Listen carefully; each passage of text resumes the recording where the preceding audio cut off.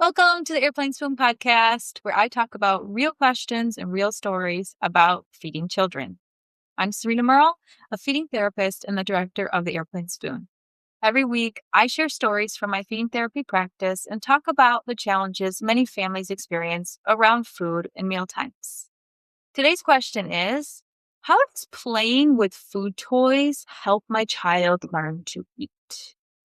This is something I hear from parents all the time. And if you're wondering about this too, you're definitely not alone. Okay, so let's think about the question again. How does playing with food toys help my child learn to eat? And I want to clarify here that I'm not going to be talking about playing with food, although that is a very common question. I will talk about that in a future episode. Today, I'm talking about food toys. The idea of maybe plastic food toys that you can cut, like these that I have in my hand, little cutting toys. It could be toy kitchen set. It could be food stickers or Play-Doh food things. And so food toys.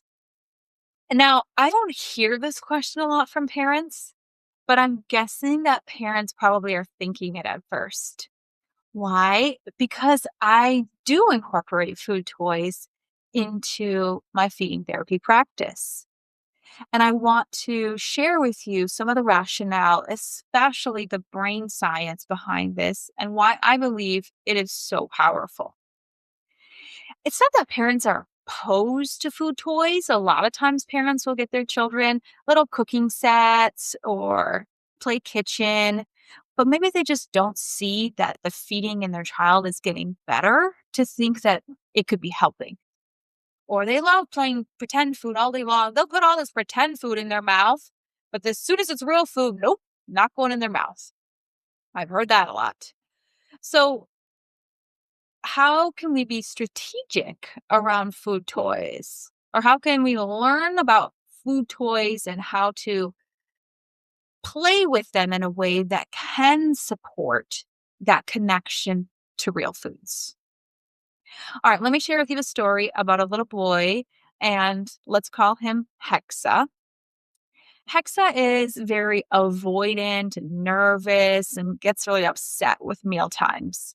He actually has to be fed by his parents to eat while he's distracted playing his games on the iPad. And we started feeding therapy, and we started off playing with food toys and pretending to eat them. And so I would be playing and I would say, "Oh, can I have some more eggplant? Yum, yum, yum, yum, yum, yum, yum. I love eggplant. Oh, so good. Oh, God." Or I'd be passing, "Do you have any fruit? Can I have some fruit? Oh, this chili pepper is spicy. Hot, hot, hot, hot, hot. I need some yogurt. Fast, fast, fast, fast." And so we're having fun. We're making it playful. We're imitating each other. He will start eating some food in his mouth. He'll be eating, oh, I love broccoli. It's so yummy. Avocado. Delicious pears. Oh, let's get a slice of pizza. One for you, one for me. I love it. It's so delicious. I'm full. So we're modeling language. We're using language, which language is super powerful. If we don't have words around something, we cannot understand it. And when we don't understand it, it's scary. Now, I'm rewriting the language in the brain. I am saying, I want to eat more broccoli. I want to eat more grapes. When this child does not eat broccoli or grapes yet. But the brain, especially the subconscious, doesn't know that. It hears, I like broccoli. I like grapes. I want to eat it. And it's rewiring these associations, especially if we just get a yucky, no, yucky, I don't want it. I don't want it as a response. They're so hyperprotective. They're shut off. They're saying, I can't do it. No. So we need to become intentional around having it be positive, even if it's pretend food. That's okay. The power of play on the developing brain is huge. The power of play for all humans, and not even just humans. There are many animal species that play. Think about like cats, tigers, or monkeys. Play is so important as a component of social beings. We play together. So, play in learning something, especially something that's hard, is so powerful to rewire those associations. Play is fun. Children's job is to play.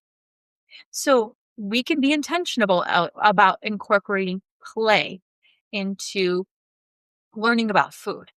Now, that doesn't mean that we're doing play at the table during meal times. It can happen at other times, but we are creating these moments so that the language is learned. It builds that vocabulary and emotional associations and familiarity. Maybe a child's just never seen an eggplant before. But if I'm playing with a toy eggplant, they're learning about it. If they saw a real eggplant, they have a connection to that now. It's not just like, I have never seen this thing in my life because I've played with it in a pretend way before. So let me tell you another story about a different child. I'm going to call this girl Nisha. What I do sometimes is I will take out a bunch of food toys or maybe even like food stickers that have different foods on them. I have some food stickers here. This is a pumpkin food sticker or a corn food sticker or a pineapple or a bok choy.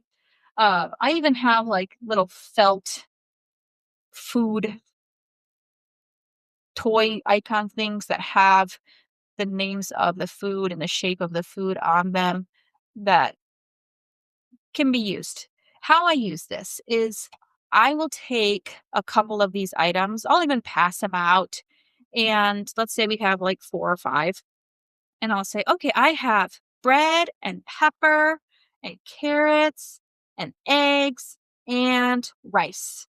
And so I will do this game where I will say, I'm going to put all the foods that I like a lot close to me, and then the foods that I like less and less further away from me. So I'll look at them and I say, okay, I think I like carrot the most. I'm going to put that closest to me.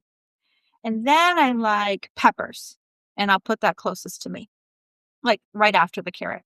So it's going to like kind of look like this: carrot, pepper, maybe I'll say bread, and then rice, and then eggs. And so I have this line of foods that's kind of like a preference line here. And what happened with Nisha's case, this little girl, is she doesn't eat a lot of these foods. So she got her foods and then she says, oh, I like fish the most. And then I like eggplant. And then I like avocado. And then I like sausage. And then I like lettuce. And her mom said, you don't like those. You don't eat those foods. And in this case, this happens sometimes. Parents are thinking about the reality of that child doesn't eat that food. So how can they make an opinion about that food? But if we think about this interaction, would you rather have a child say, I love fish, I love rice, I love avocado, I love pepper, even if they don't eat any of those? Or would you have a child say, oh, I hate fish, I hate avocado, I hate pepper? Which one sounds like a better interaction to you? Even if it's not true yet, that child is creating the language around it because they're imitating. I'll go first and I will make it really big and exaggerated to say, like, oh, I love carrot. It's so crunchy. Oh, I love bread. Sometimes I like to make it toast or maybe put some peanut butter on it. I might talk about it in that way. But I am making a lot of language around this so that that child, if that child has that level of language and understanding to have this interaction, to want to join in. And even if they copy exactly what I said, I give them my foods and then they say the same thing. Awesome. They're rewriting those scripts. They're saying, I like this, I like this, I like this, I like this, I like this. Children want to fit in and have positive associations and copy what they see. That's good. So we can be intentional around that. I also will say that I am very real with children, and I give parents this permission to be real as well. I will say to a child, oh, actually, I don't eat eggs. And so I'm going to turn that one over. And now I just gave that child a whole different way of learning that maybe there's certain foods that you don't eat. Maybe you don't eat it because of just your dietary preferences. If you're a vegetarian or a vegan, or there's certain foods in your family you don't eat. Maybe you don't eat it because of allergies or that they can make your body feel bad. So I talk about, I don't eat that food. Or I'll even say, I really don't like mushrooms that much. So I'm going to put that one far away. Sometimes I eat mushrooms if it's like on pizza or maybe in a spaghetti sauce, and it's okay, but I don't really like it. I will also model that you cannot like foods because there is no person out there that likes every single food. There's some foods that maybe we don't like, and that's okay. I can think right now about another family, this dad and his son. We were trying watermelon, and he's the dad's trying it. He's saying, "Oh, the watermelon's so good, so good. Come on, it's so good. Eat it. You're gonna like it." And he's like, "I don't know why he doesn't like it. It's so good." And all I said to him was, "Do you like all of the same foods your wife likes?" And then he laughed and he smiled and he said, "Oh, okay, yeah, good point. Yeah, I guess just because I think it's good doesn't mean he's gonna think it's good." And in this case with this child, what we ended up doing is we like squeezed the watermelon with like a cheesecloth and drained the juice out. And then the boy was drinking the juice and he really liked the juice. So in this case, it actually wasn't a flavor, it was a texture. And he learned to experience the watermelon through the juice without having to be really upset or freaked out about the texture of it. But it's more about learning about the foods. We don't have to like the same foods. There's certain foods maybe we don't eat, and that's okay. We can expose children to that. Parents, you can say that you don't like certain foods. If you really, really, really don't like onions, let's say, and then you have your child has some kind of onion thing that we're doing in a feeding therapy thing, or maybe you're at a pizza place and then you're like, yummy onions. Don't do that. You don't have to fake it for your child. The child's going to see right through that. You could just be like, I don't really like onions. I'm just going to pick them off. Sure. Why not? Why can we do that as adults, but children can't do that?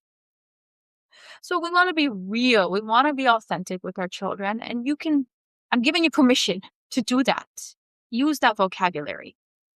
Okay. And the other thing I want to say, whoops, hold on. I dropped my mouse. Okay. The other thing I want to say is that